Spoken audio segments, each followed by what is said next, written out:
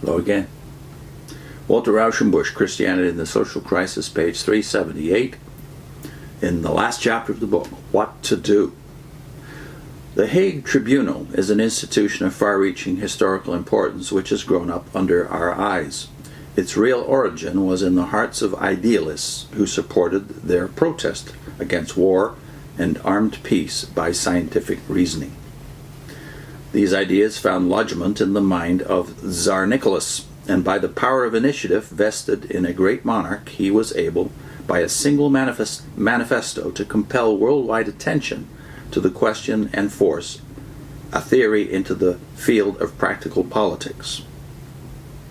Let's read that again. To compel worldwide attention to the question and force a theory into the field of practical politics.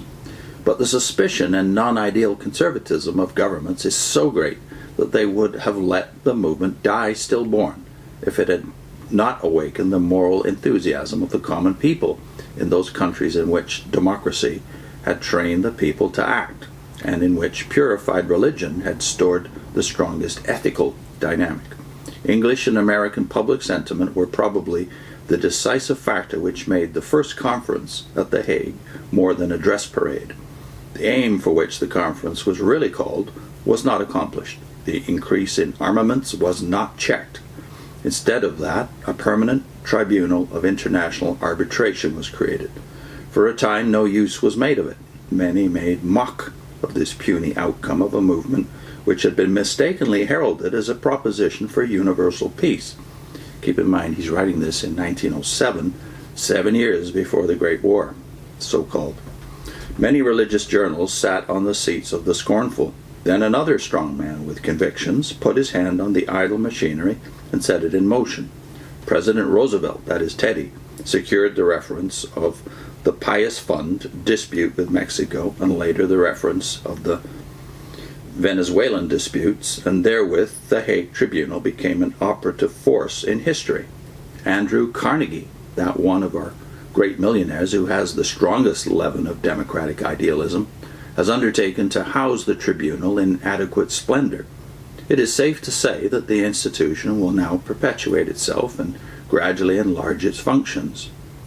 But we need to insert here, has any of us today even heard of this Hague Tribunal? Back to Rauschenbusch. Here we have under our eye the various forces which cooperate to advance humanity.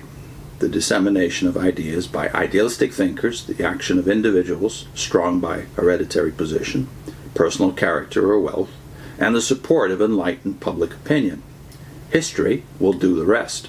It will be immeasurably easier to assign additional powers to the tribunal than to create it in the first place. These forces triumphed over the sullen reluctance and cynical doubt of some governments and the amused ridicule of many practical men.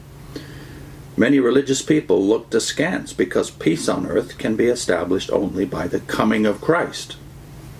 And that's, of course, the American consensus to this day among those who study prophecy.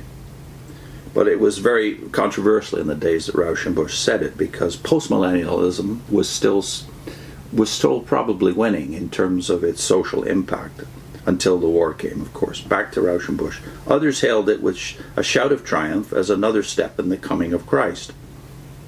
The future will probably look back to it as the faint beginning of a new era in international relations, and will marvel that any doubted the clear call of Christ at such a turning point. Then he has a little poem by one Stephen Phillips that goes like this. In the years that have been, I have bound man closer to man, and closer woman to woman, and the stranger hath seen in a stranger his brother at last, and a sister in eyes that were strange. In the years that shall be, I will bind me nation to nation, and shore unto shore, saith our God. Lo, I am the burster of bonds and the breaker of barriers. I am he that shall be free. Or rather, I am he that shall free, saith the Lord. For the lingering battle, the contest of ages, is ending, and victory followeth me. That's a summation of the confidence of postmillennialism and amillennialism at that point, for that matter. Rauschenbusch goes on, such a cooperation of the religious and political forces of the community furnishes the positive solution of the problem of church and state. Historical experience has compelled us to separate church and state because each can accomplish its special task best without the interference of the other. But they are not unrelated. Our life is not a mechanical duality built into airtight compartments. Church and state both minister to something greater and larger than either, and they find their true relation in this unity of aim and service. When the state supports morality by legal constraint, it cooperates with the voluntary moral power of the church. But if it should seek to control the organization and influence of the church by appointing its officers or interfering with its teaching, it would tamper with the seed plot of moral progress. When the church implants religious impulses toward righteousness and trains the moral convictions of the people, it cooperates with the state by creating the most delicate and valuable elements of social welfare and progress. But if it should enter into politics to get funds from the public treasury or police support for its doctrine and ritual, it would inject a divisive and corrosive force into political life. The machinery of church and state must be kept separate, but the output of each must mingle with the other to make social life increasingly wholesome and normal. Church and state are alike, but partial organizations of humanity for special ends. Together, they serve what is greater than either, humanity. Their common aim is to transform humanity into the kingdom of God. One wonders what Rauschenbusch would say today in the wake of, well, the events of 2 world wars and the Cold War, and now what we've got, the chaos of modern moral life.